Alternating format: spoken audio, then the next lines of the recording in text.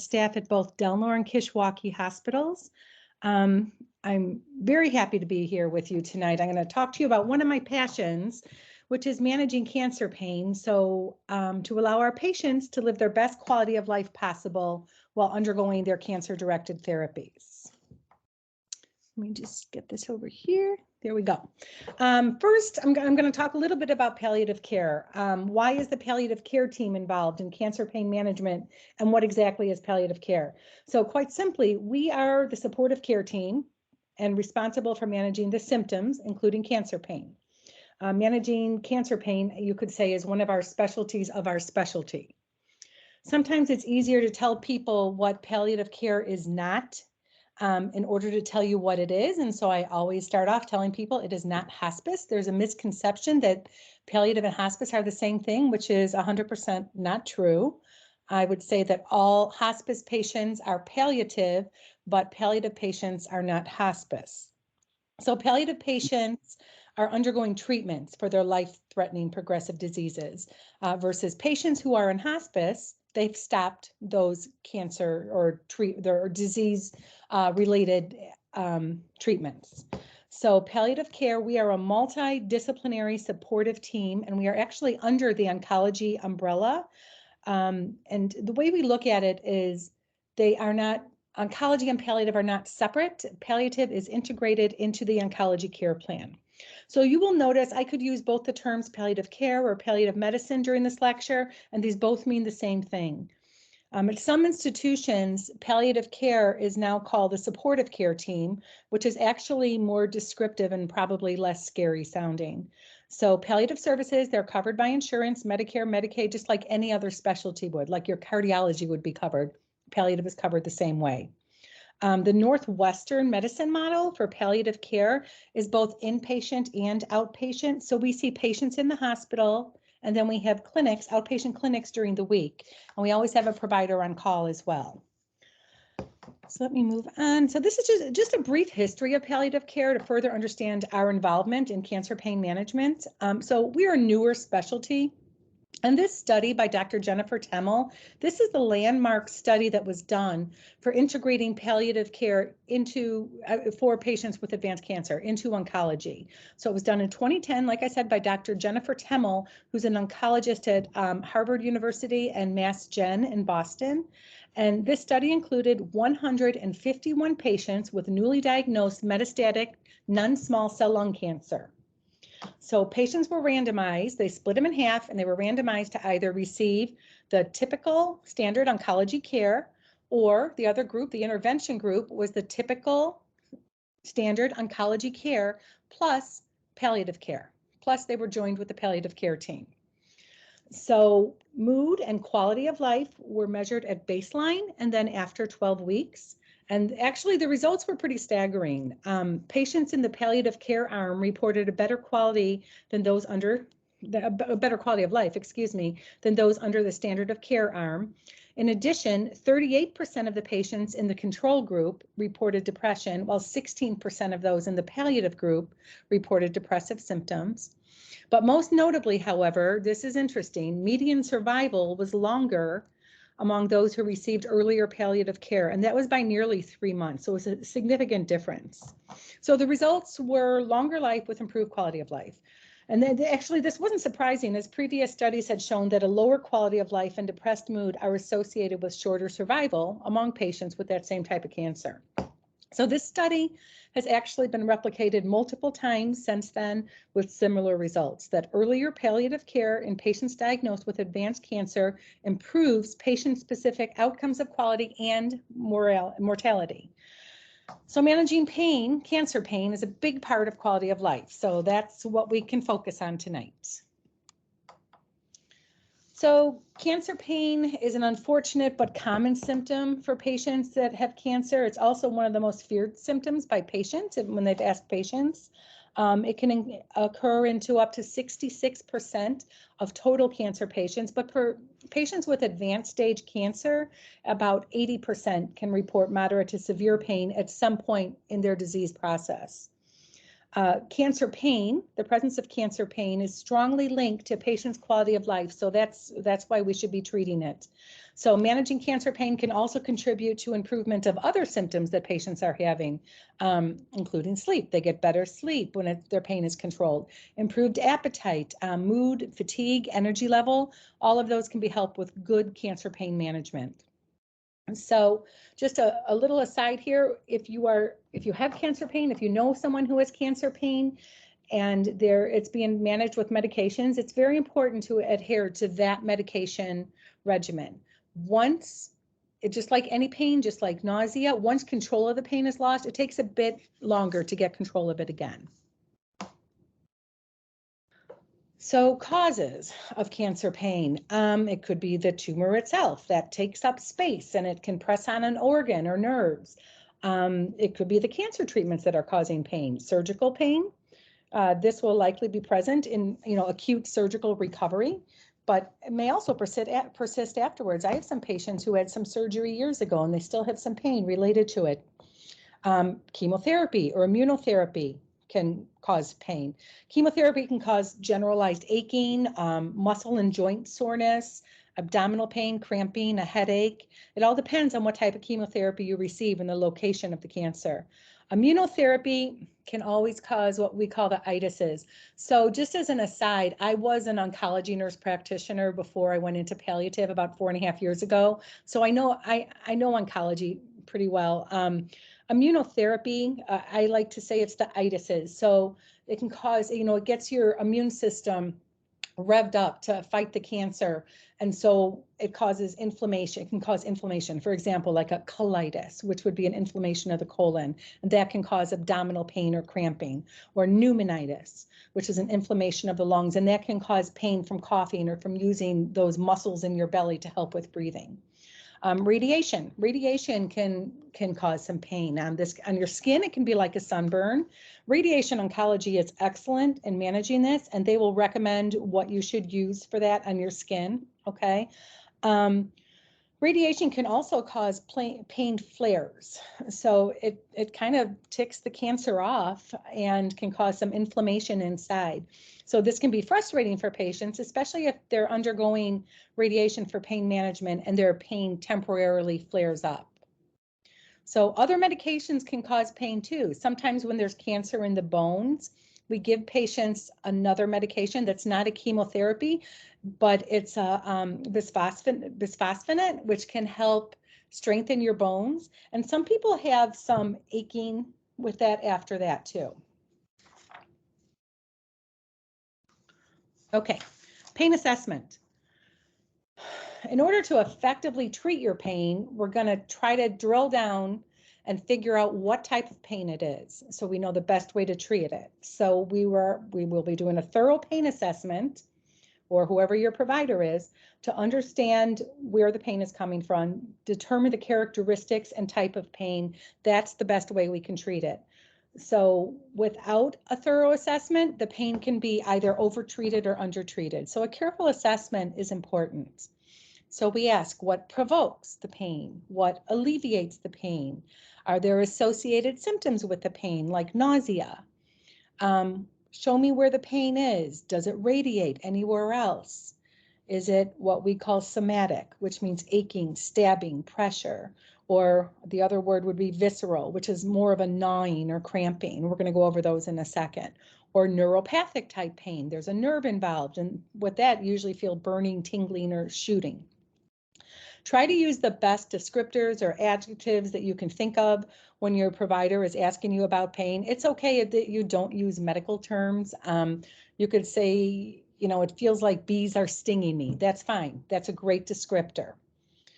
We always will want to know, does the pain come and go, or is it always there? Does it interfere? This is really important. Does it interfere with eating, sleeping, exercise, or other daily activities? Does it interfere with your relationships? We will want to know what you have used to try to treat your pain at home, and if it worked, or if you had any side effects from it. And we'll often ask you, is this a new pain, or have you had this in the past? If I get phone calls from the patient, even though I'm managing their cancer pain, but they have this newer pain, We may actually send them to the emergency room. New pain can be concerning, but we want to know about that if it's a new pain. You'll often be asked to quantify your pain with a number. It can be hard to do that. I know we ask that all the time and patients can find it annoying. That's the pain assessment scale.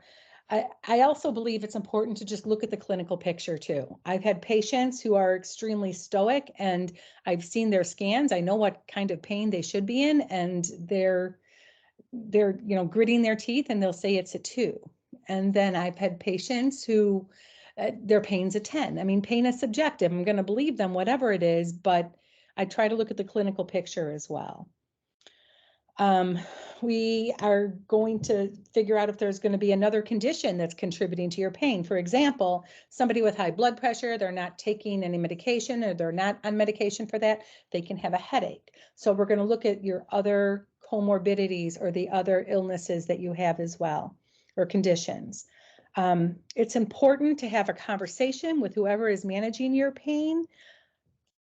We want to know what your goals are for your pain and what your expectations are for pain management. So the goal, and I will be honest with you, sometimes we cannot 100% manage the pain. That's rare, but we cannot 100% manage the pain. So the goal is to manage we can't, I should say, just say, get rid of your pain entirely, okay? The goal is to manage your cancer pain so that you can live as normal of a life as possible. So like I said, 100% resolution of cancer pain may not be possible, but we will work our hardest to make it as minimal as possible. Okay, I just want to make sure that we're not setting unfair expectations. Okay, back to those types of pain that I was talking about before. So somatic pain is pain that is described as aching, stabbing, throbbing, sharp, pressure. This is usually due to damage or inflammation involving the muscles, skin, joints, connective tissues, or bones. So cancers in the bones can cause this type of pain too. I hear a lot of patients say when they have cancer in their bones that it feels like deep, deep aching deep inside. This type of pain is, when we're doing an assessment, it's often well localized. So the patient can point to the exact spots. And a lot of times it worsens with movements. This type of pain is usually best treated with Tylenol, anti-inflammatories like NSAIDs, and with opioids. The next type of pain is called visceral pain, and this is more vague, and it's described as gnawing or cramping. And this typically applies to the organs, especially hollow organs like your intestines. So it's hard to figure out exactly where this pain is coming from. And it can be referred pain too. And I'll show you that on the next slide, I think it is. So for example, people with cancers in their upper abdomens, like let's say they're having liver pain, there's cancer in their liver or their pancreas, sometimes they can feel it in their upper back or in their right shoulder. And so this type of pain is usually best treated with opioids. You may come across the phrase mucositis, and that is pain in your mouth or your throat. It's usually related to chemotherapy, excuse me, or if there's radiation in the mouth area, you can find it there too. For extreme cases, we can use opioids on this. It's usually pretty transient, but I've seen patients before, and this is, a few times over the years, where they've had to be hospitalized to be on IV pain medication for this type of pain. So about 17% of patients who undergo cancer treatments experience neuropathic pain. It's called chemotherapy-induced peripheral neuropathy, CIPN. So there's also, you can have that from surgery too, if they cut into a nerve, but speaking more of chemotherapy-induced neuropathy, I've heard this described multiple ways. Burning, tingling, shooting, sometimes an absence of pain because there's an absence of feeling. I've had patients tell me they feel like they're walking on pebbles.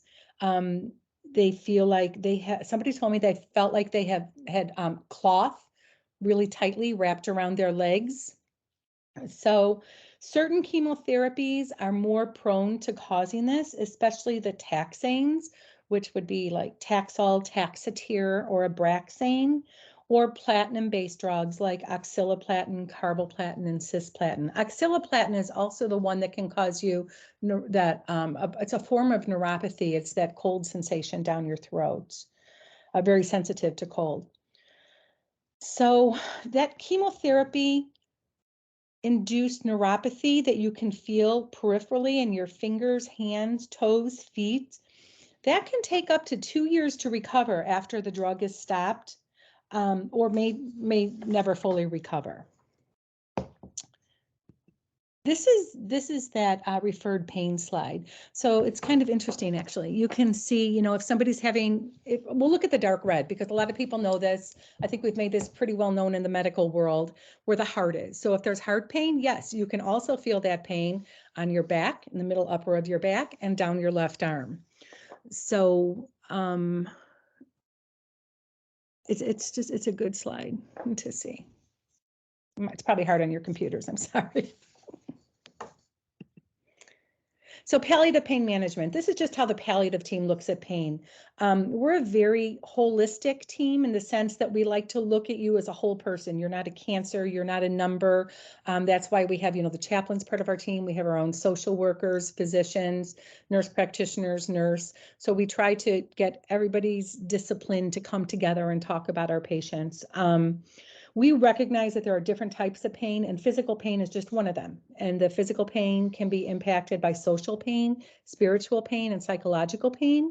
So as that multidisciplinary team, with all of those different disciplines together, we really try hard to address the complexity of total pain. We believe that sitting and listening to patients is the key to understanding the impact of each type of patient's pain on their physical pain.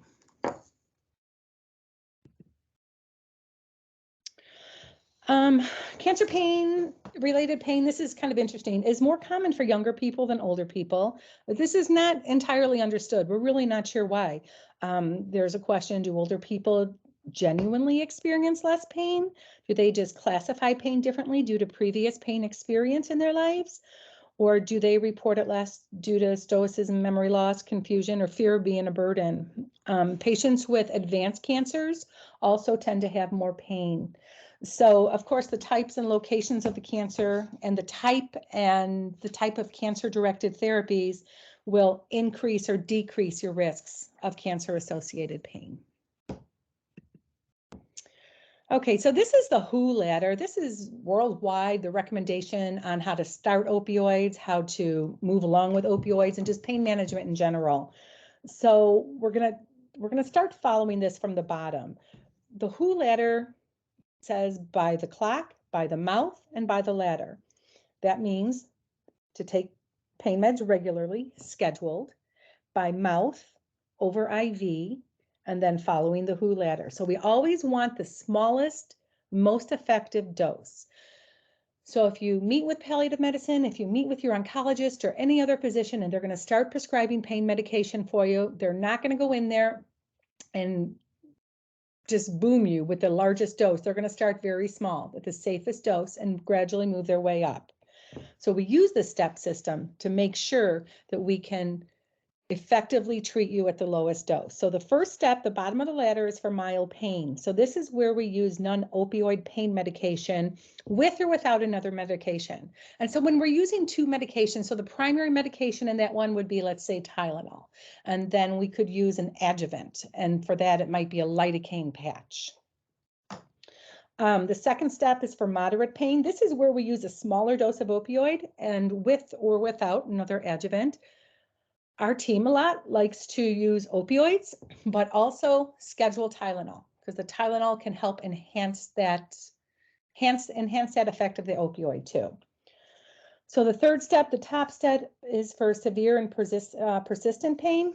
For this, we are typically using an opioid and then probably a larger dose, and then often an adjuvant such as Tylenol. So we're going to speak more about those particular opioids and everything in a few slides. But for now, please know that you can go up and down this ladder depending on your pain control needs. Okay, so we call it multimodal pain management. So these are typically the best plans. This means that we're using multiple different methods to control your pain. They don't all have to be medications either. They can be non-pharmacological. So these can each be used independently or as the main source of pain control, or they can be used as adjuvants, okay? So Tylenol, like I spoke of previously, We often schedule Tylenol for patients either prior to starting opioids or while taking opioids. So a lot of people say, oh, Tylenol doesn't work for me. When you schedule it, Tylenol often does work. That's one of the first things we will do is schedule Tylenol. The daily limit of Tylenol is typically, we used to say 4,000, now we say 3,000. We will go over with some patients to 4,000, but please check with your own physician to see what the best limit is for you. So I always like to review Tylenol strengths with everyone so they know what is in each one. So when you look at the regular strength Tylenol, those are each 325 milligrams. Each extra strength Tylenol is 500. And what I really become fond of in my patients as well are the Tylenol arthritis. Each tablet is 650 milligrams. But Tylenol arthritis is interesting because it's a bi-layer design. So it has 2 layers of medication in it for effective pain relief. So the first dissolves fast and the second lasts up to 8 hours. So it's an interesting drug. So a lot of times I'll have patients on a small opioid and I'll have them take 2 tabs of Tylenol arthritis twice a day. And that does great for their pain control. NSAIDs, so these are products like ibuprofen, Advil, Motrin, Aleve, those sort of things. So these are used pretty cautiously in patients who are undergoing chemotherapy because they can reduce your platelet counts, as can chemotherapy. They can also be hard on your stomach and can damage the lining of your stomach and can affect your kidneys and heart. So for a lot of people, this class of medications is off limits. If you are taking them, I would always advise you to take them with a full glass of water. They're intended to dissolve in your stomach, not in your esophagus. I would take them with food as well. Talk to your oncologist before taking any NSAIDs if you're undergoing chemotherapy. There's gabapentin, Lyrica. We tend to go to these a lot for neuropathic pain, especially the oncologists like these. They use them pretty frequently. So this medication has mixed response for that type of neuropathic pain. And the thing with gabapentin is that the dose can increase very rapidly too. All of a sudden you can find out you're taking 3 large pills 3 times a day. So we sometimes use those. They are another kind of sedating medication. So we're going to be very cautious with those. I'm not saying they're wrong to use at all. They're not. We sometimes use those for sure. Duloxetine is a medication. The other name for it is Cymbalta. Is a medication that has been used for mood, but studies have shown that it also can be effective for treating chemotherapy-induced neuropathies or other pain syndromes.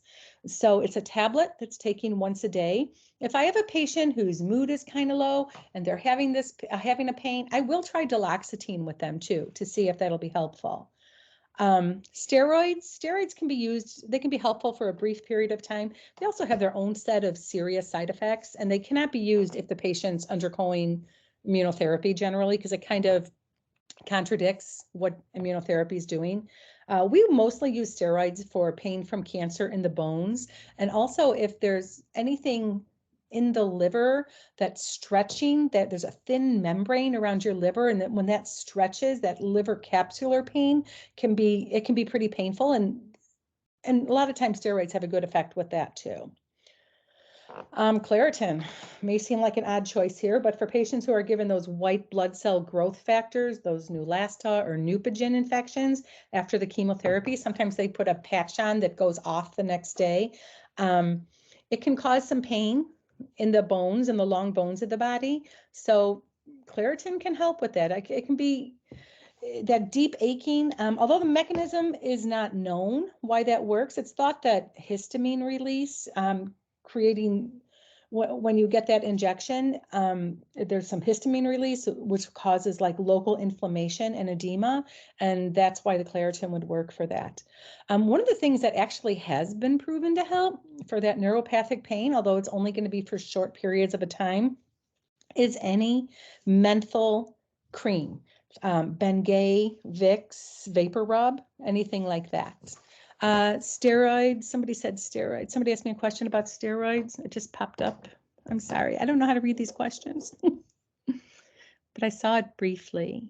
That's okay, Laura. I'll read it for you. It just asked to please repeat the advice on steroids, when Okay. it's okay to use them and not.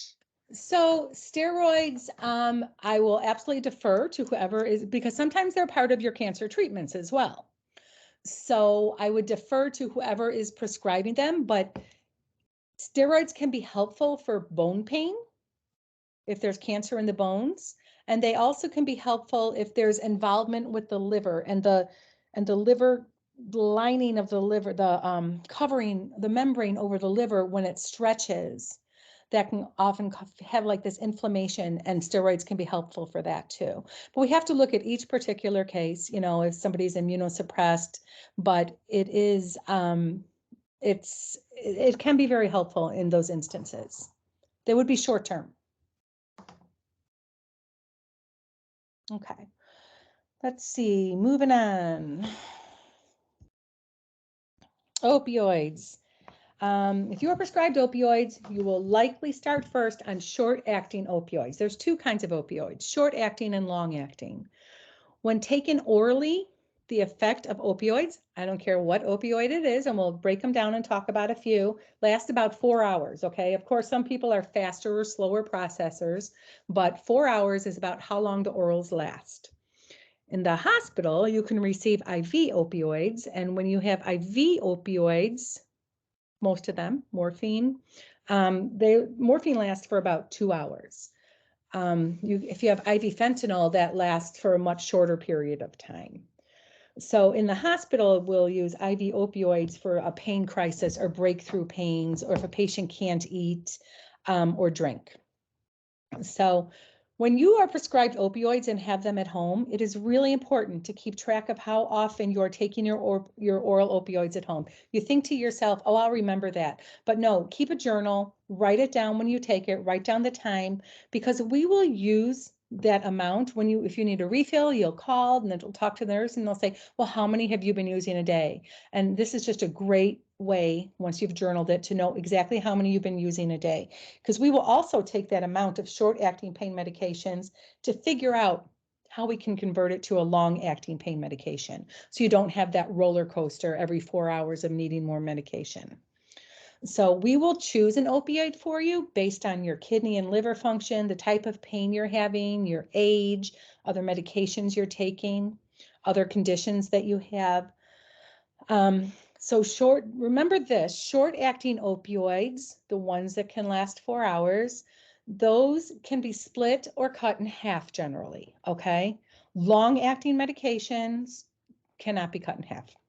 So some of the short-acting opioids I'll name are tramadol. So this is often thought of an opioid light, although that's not necessarily true. It's an opioid is an opioid is an opioid.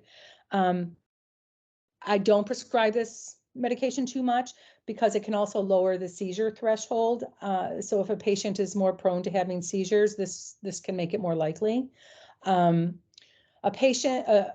seems to be a real introductory opioid is Norco or hydrocodone.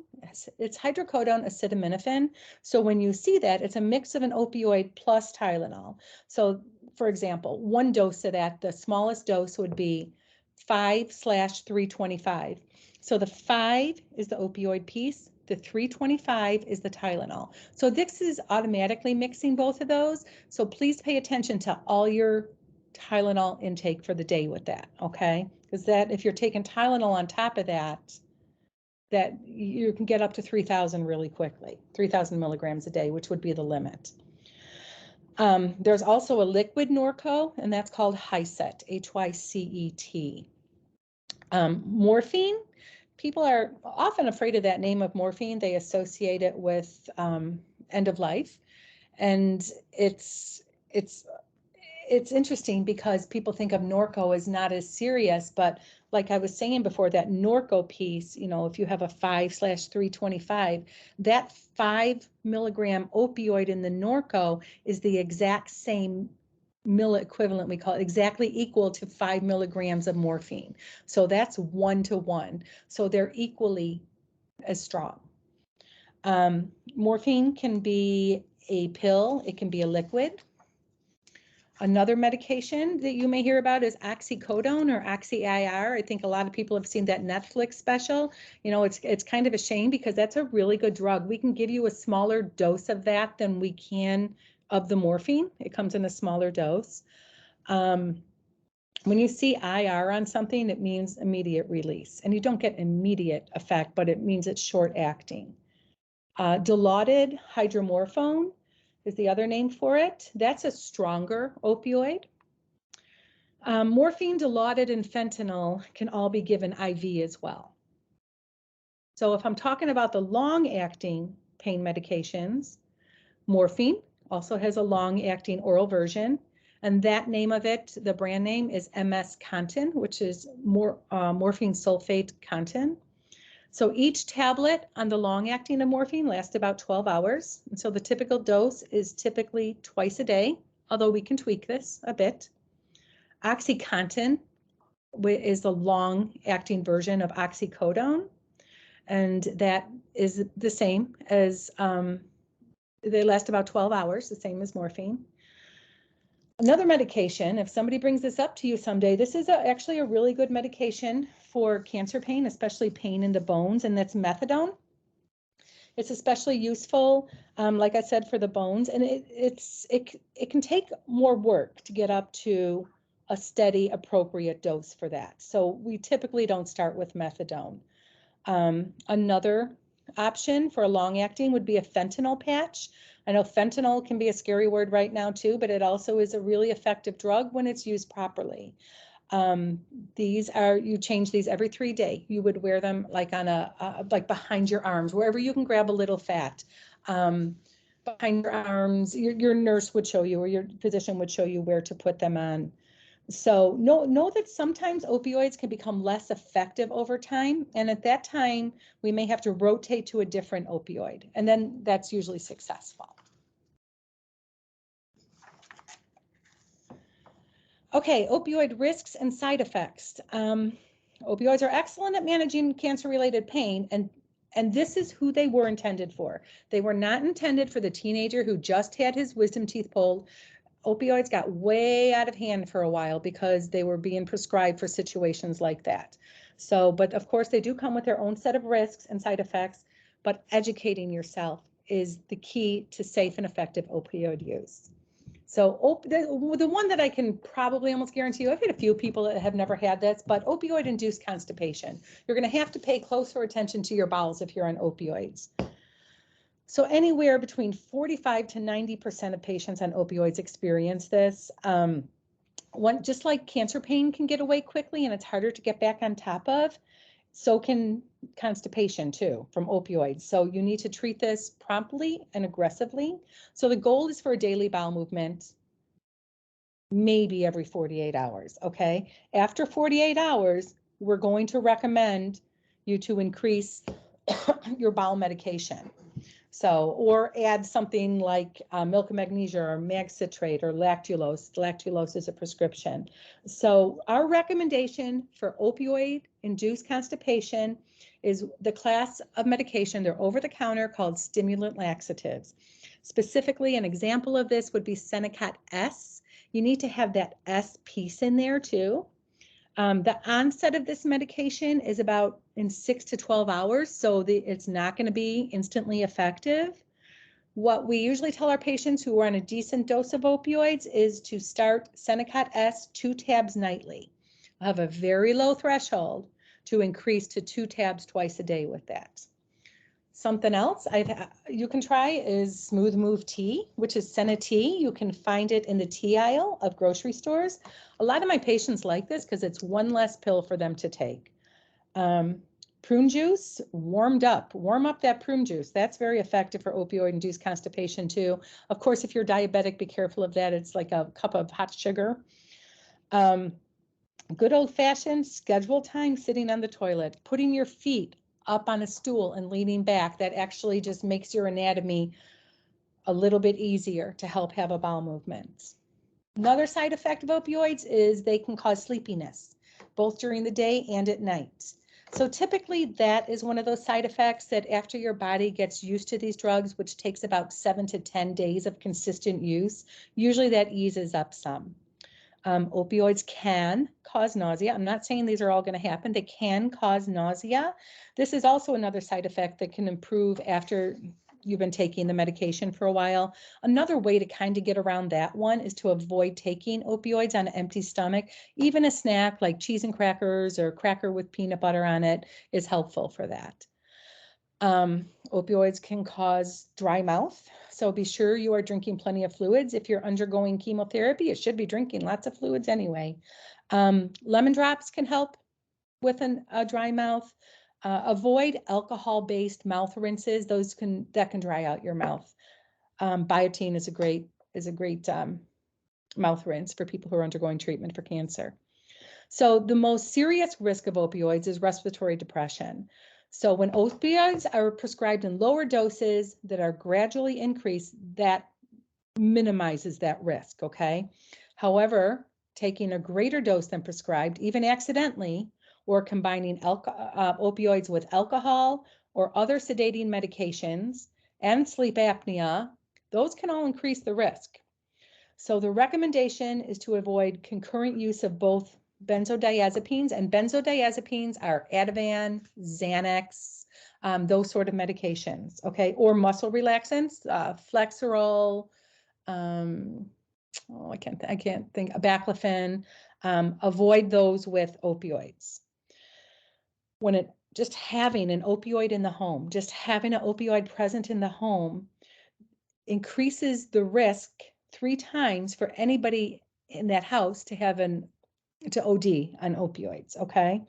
So a key safety precaution is to have the opioid reversal agent Narcan, the other name for it is naloxone, at home. Whenever I prescribe an opioid, I don't care how small the dose is, I always prescribe Narcan too. So I have prescribed probably hundreds of Narcans, and to my knowledge, no one has ever had to use it. It's kind of like an insurance policy. You never want to have to use it. Let's see. So in Illinois, this can now be purchased over the counter at a pharmacy. They are behind the pharmacist. You have to ask them for it. I checked at the Walgreens here in Geneva on Brisher, and the cost is $50. I always try to put it through insurance first because they usually do pay for it, or you would have to pay less than $50 at least. Just so you know, what I prescribe is what's really most popular right now. It's a nasal spray. So you don't have to worry about injecting anyone. So just keep it in your house, keep it up on the shelf, have people know where it is. And this is for you or anybody else who would accidentally take too much. Of course, keep all opioids away from children. Don't share them with anyone in your family. If you have leftover opioids, please dispose them responsibly. Drop them off at Delnor in the ER. If you just go up to the ER circle there and jump out of the car, there's a box right in the lobby. You can put any medication, you can put your pet's medications in there. Don't flush or put in the garbage. We have a lot of drugs in our, we have blood pressure medication, we have statins on our water supply right now. So let's keep opioids out of our water supply too. Opioid worries. Drug tolerance is a condition that happens when your body gets used to medicine. Some people with cancer pain stop getting pain relief from pain medicine over time. And like we talked about before, we'll either increase the rate or of your opioids, or we'll rotate to a different opioid. Physical dependence. Now that's a condition in which a person takes a drug over time and has unpleasant physical symptoms if the drug is suddenly stopped. That's called withdrawal, or if the dose is significantly reduced. So physical dependence can happen with a drug even when it's taken it as instructed. It does not mean that you're a junkie or anything like that. So addiction involves compulsive drug-seeking behavior. Our patients with cancer that are on opioids, once again, that is who these medications were created for. So addiction is somebody who does not have those conditions and uses those medications. They are the ones that are addicted, okay? It's common for people with cancer to worry about becoming addicted to pain medications. I want you to know that needing a higher dose of pain medication or having symptoms when the dose is decreased or stopped, That is not the same as an addiction. Your doctor will be very careful and prescribe your pain medication and monitor you so that your pain is safely treated. So each person's pain plan is tailored to them, okay? So most people with cancer who take these strong pain medications, they use them safely and effectively. Pain management tips. Knowledge is power. I'm into education. Educate yourself. Don't wait until your pain gets bad before taking pain medication. If you wait to take your medicine, once again, the pain may take longer to go away, or you may need to take more medicine. The best way to control pain is to stop it from starting or stop it from getting worse. Tell your doctor if the medicine is not working. The type of pain medicine or the amount you're taking may need to be changed, or the way that you're taking it may need to be changed too. It should be a very open communication between you and your prescribers. Never, ever stop taking your pain medication without first talking to your doctor, okay? Taking less pain medication than your doctor has prescribed or stopping the medication abruptly could cause a condition called withdrawal. Symptoms of withdrawal may include anxiety, sweating, nausea, vomiting. They're yucky symptoms. You don't want to go through them. Call first, please. Friends and family may worry that you are taking too much pain medication, not enough pain medication, tell you the story about their neighbor across the street whose uncle, cousin, sister became addicted to their pain medication.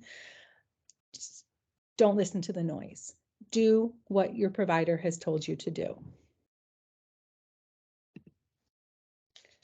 So other ways besides opioids to treat pain, radiation. Radiation can help with some types of cancer pain. Your provider, your oncologist, your oncology team will consider radiation, which can be especially helpful when there's cancer in the bones for pain control. Physical therapy. Physical therapy can be very effective for pain. A lot of people who are in the hospital, or if you have been not moving like you used to move, physical therapy is really good for that type of pain, those muscle aches. Nerve blocks can be very helpful for pain management. A good example of this would be for pancreatic cancer, especially pancreatic cancers in the head of the pancreas. There's a procedure called a celiac plexus block, which can often help relieve that upper abdominal pain. These type of procedures are typically done under interventional radiology, and they're outpatient. You go in and you leave same day.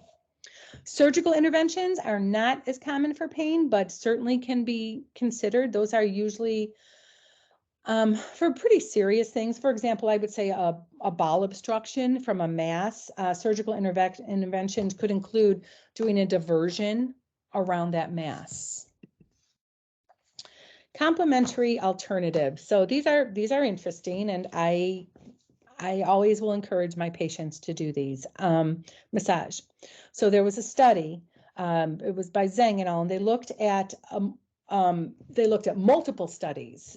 So for massage and cancer pain, and they did find that massage therapy is effective in relieving cancer pain, especially in patients with blood malignancies. So that would be like lymphomas, leukemias, breast cancer, and those GI cancers, the cancers of the digestive system. And so, especially during chemotherapy, they found massage to be effective.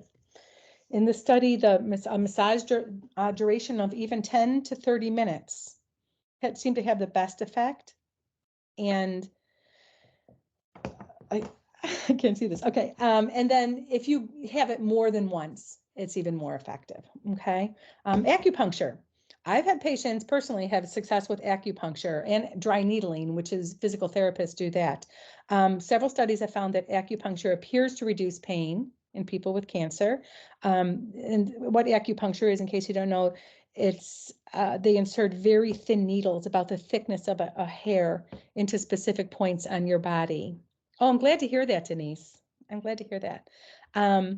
Reiki, I believe it was offered at Living Well. It probably still is. So that's a complementary health approach. And so practitioners place their hands lightly on or just above a person to promote a sense of well-being. It's a Japanese complementary medicine. So available evidence with it, although limited, supports Reiki for managing symptoms such as pain and anxiety and improving well-being and quality of life in people with cancer. So that it's safe for people of all ages and it's not associated with any harmful effects. Meditation can help to relax your mind and body, which can improve your overall sense of well-being and then lower your pain level. Aromatherapy. This involves essential oils. Essential oils are very concentrated oils. For example, it takes about 220 pounds of lavender flowers to make 1 pound of essential oil. So aromatherapy can be done by breathing in an essential oil using a room diffuser, or it can be, you can take essential oils and put them on a drop of cotton and just keep it in the room. It can also be diluted. Don't put it straight on your skin, but it can be diluted and placed on your skin or used in a massage too. So there, you can do 2 at once, aromatherapy, massage. This works best for anxiety related to pain. Heat and cold. This is often overlooked. A heating pad at night. How many patients have I had helped with some abdominal pain at night with a heating pad at night? Don't forget about the heat and cold. And guided imagery and grounding techniques. So guided imagery is also called visualization. It's a technique that where you focus on positive scenes, pictures, experiences to lower the pain level. After you're diagnosed with a serious illness, it's normal to experience flashbacks, anxiety, PTSD even. Grounding techniques also work to help control these symptoms. They turn your attention away from thoughts, memories, worries, and refocus on the present moment. Usually anxiety is about the past or the future. It's really hard to have anxiety about the very moment. Our social worker in palliative works with patients a lot on guided imagery and grounding techniques. Okay. Okay, this is kind of a quiz if it actually works. So, myth or truth, everyone with cancer experiences pain. Myth. There are many people with cancer that will never experience pain. Pain is just a physical issue. False. Anxiety, stress, depression, social issues, financial issues, they can all complicate physical pain and make it worse. Cancer pain can only be treated with morphine or strong opioids. Absolute myth. Look at that WHO stepladder. I have patients now that are treated with Tylenol arthritis twice a day. If my pain gets worse, oops, should have read it first. If my pain gets worse, it means my cancer is getting worse. That is absolutely not true. I'm sure it's going to cause some worry, but it's not true. If I use opioids, I will become addicted. No, we talked about that one too. Palliative care means you are no longer undergoing cancer treatments. And that is a myth. Palliative care means that you have found a different way to treat your symptoms. That's all it means. Questions? Thanks for hanging in there with me. I think I talked longer than I intended to. I'm sorry. Please don't be sorry. That was incredible information, Laura. Yeah, if anybody has any additional questions, in the chat, I've also linked here. Living Well does offer touch therapy. We do reflexology, Reiki, massage and facials. So please, I encourage you to check that link out. And if you guys have any other questions, feel free to either unmute or go ahead and type those in the chat and I can relay those, whatever you guys want.